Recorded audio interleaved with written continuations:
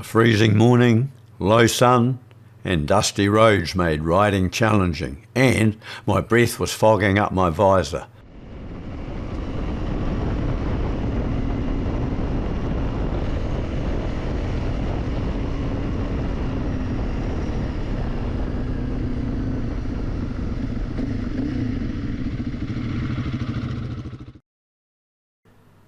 And Lewis's first photo for the day.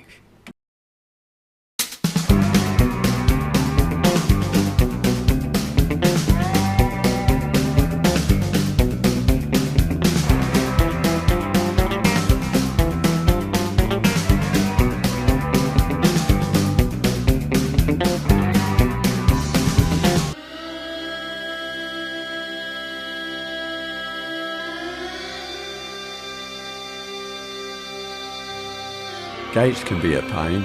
The idea is whoever gets to a gate first opens it and waits for the next rider to pass through to the next gate before carrying on. That way, the gate is always left how it was found.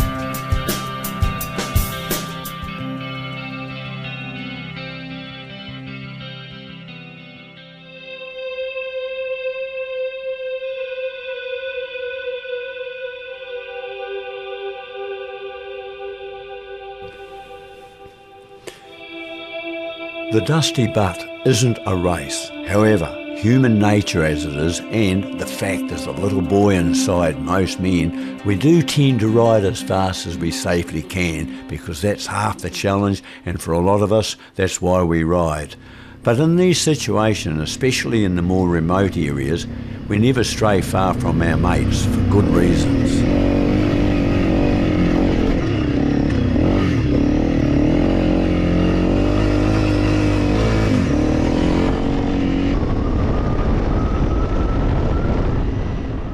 Back on the tar seal at Cave, and still cold as, I had the pleasure of meeting Lewis's friends, Kane and Grant, who would complete the group for the rest of the day. I passed you before, you must have vision problems. Me? Did you have vision problems? No, I couldn't get the bloody... I was fucking around with my visor. Trying to get my visor up.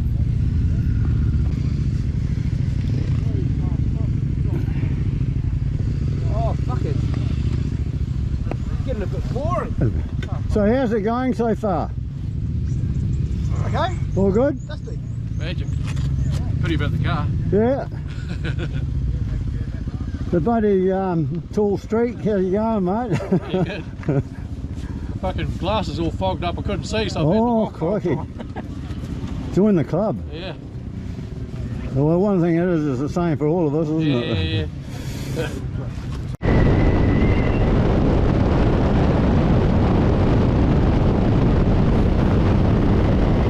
To be honest, from Fairley, I didn't have a clue where I was until I got to Cave, and then it was all familiar territory riding down past Mount Kohurau to Waimate. At Waimate, I topped up my fuel when I didn't need to and consequently lost contact with Lewis, Grant and Kane, my crew. By the time I arrived at Kurow, I'd been riding about 4 hours and things were warming up somewhat. It was definitely time for a pie because I didn't have a proper breakfast. Kurow is where things get interesting. A lot of the older or less experienced riders can get to the day's destination via Danzy Pass instead of riding the more challenging Awakino saddle.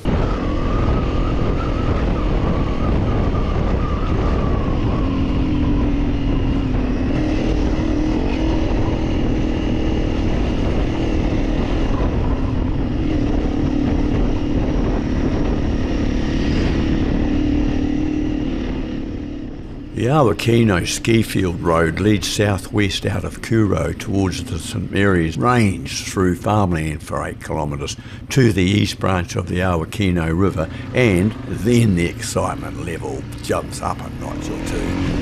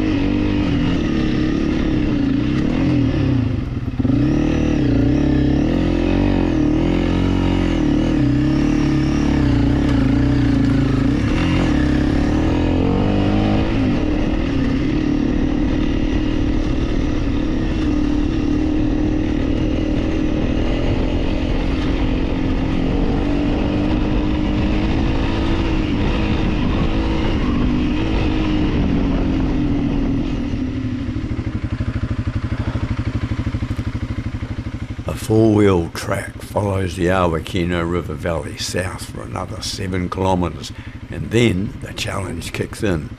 The track turns west and climbs steeply up to the saddle below Mt Kohurau.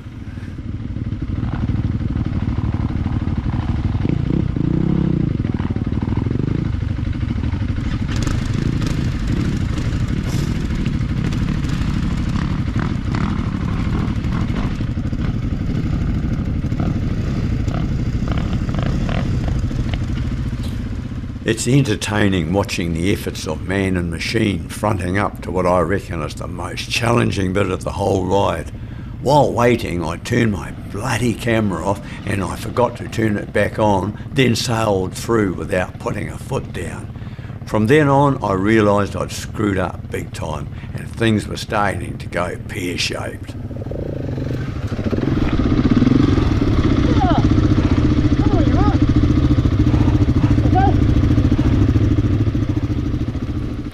I very rarely drop tyre pressures when it's rocky unless I have to because there's a bigger chance of getting a puncture.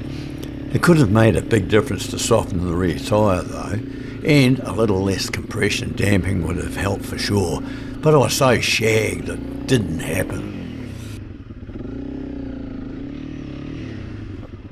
My energy levels were dropping rapidly. Although fit enough from good preparation, my hydration prep left a lot to be desired.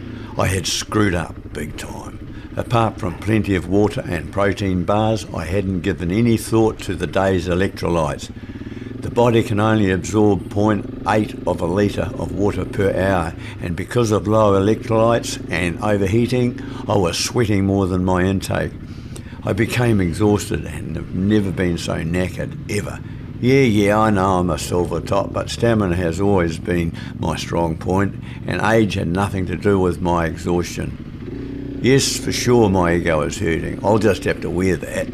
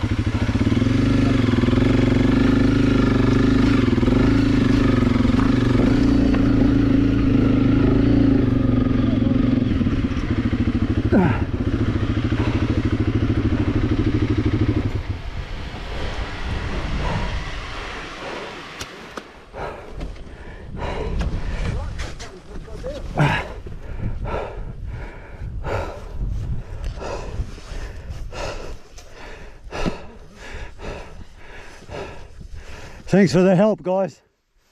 I didn't help you. I was there to pick you up if you fell like.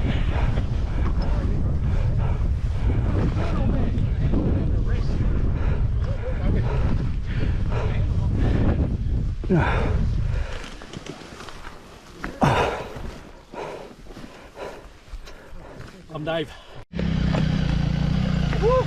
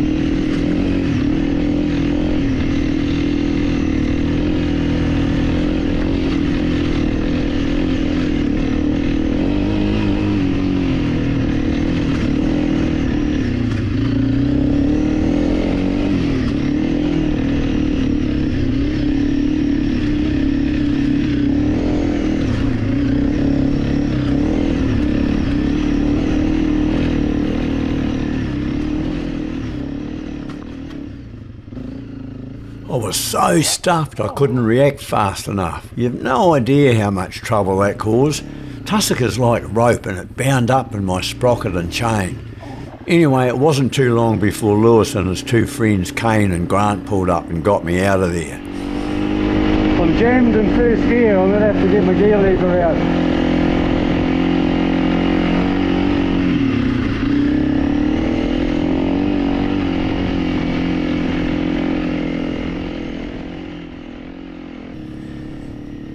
Man, I love doing this stuff. I should have moved back to the South Island years ago. Mind you, the enduro scene was pretty good in the North Island, and my son and I hammered that for a decade or two. Sometimes steel is better than alloy. I took the opportunity to pull a jammed gear lever off the clutch cover.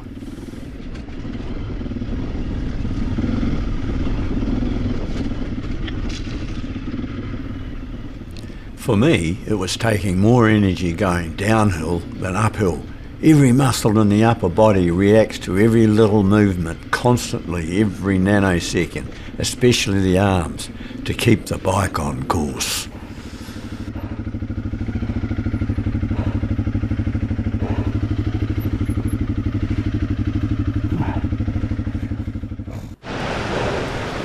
Believe it or not, until recently, 4x4s drove this track, and by the way, thanks to the guy that helped me pull the bike away from the brink.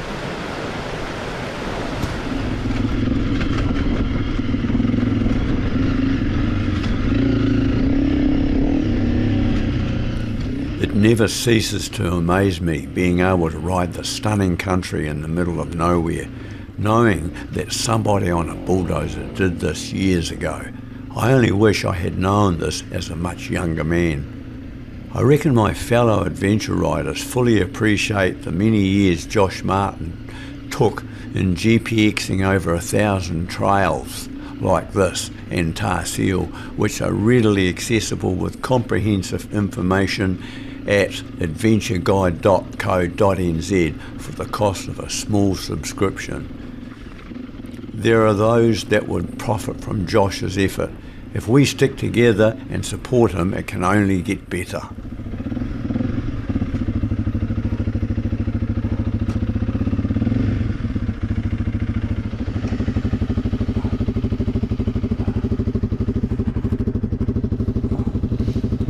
I was admiring the views when Richard and Jeffrey pulled up on their 500 KTMs to share the view. There's nothing like the to and fro of friendly banter to break the day out. But when you think where we've come from, you know, it's just bloody amazing, isn't it? It's amazing country, isn't it? I had to chuckle when somehow the conversation got around to beer. What's your favourite beer? DB. Oh, he's a top man. Yeah. I'll see you for one later on. I had a bottle last night. Fuck, it was nice. Oops, I better turn this off.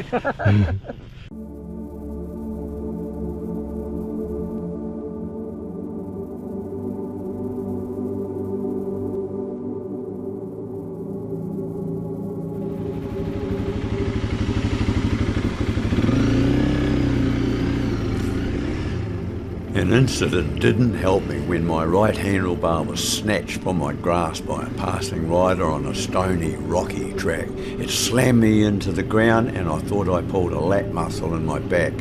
From that point, I couldn't catch my breath. It was a long 15-hour day for me before I got to bed at the Criterion Hotel in Alexandra. Upon my return to Napier 15 days later, my doctor said I had broken a rib.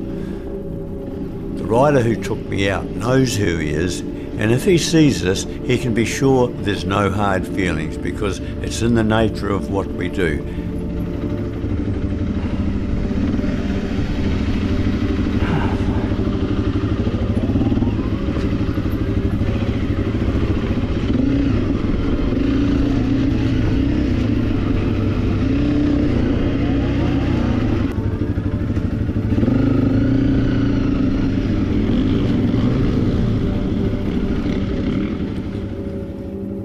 I can still pick up my Africa Twin, believe it or not, but on this ride I couldn't pick up my little 300. I should have been way over to the right where it was much shallower. Trouble is, I followed wee L on his 500. The water was so clear I didn't realise how deep it was and run out of steam. Some good people turned up and we had the bike finished ready to go in no time. We did things right and the oil was perfect, although the plug is a bitch to get at. I was lucky.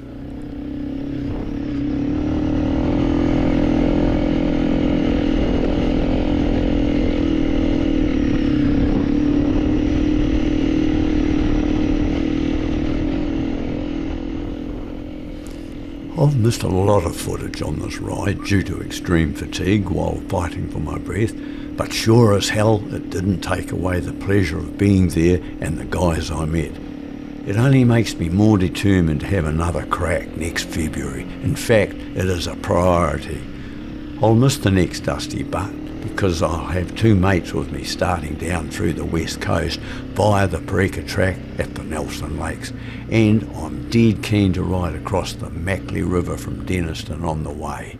Roll on 2025.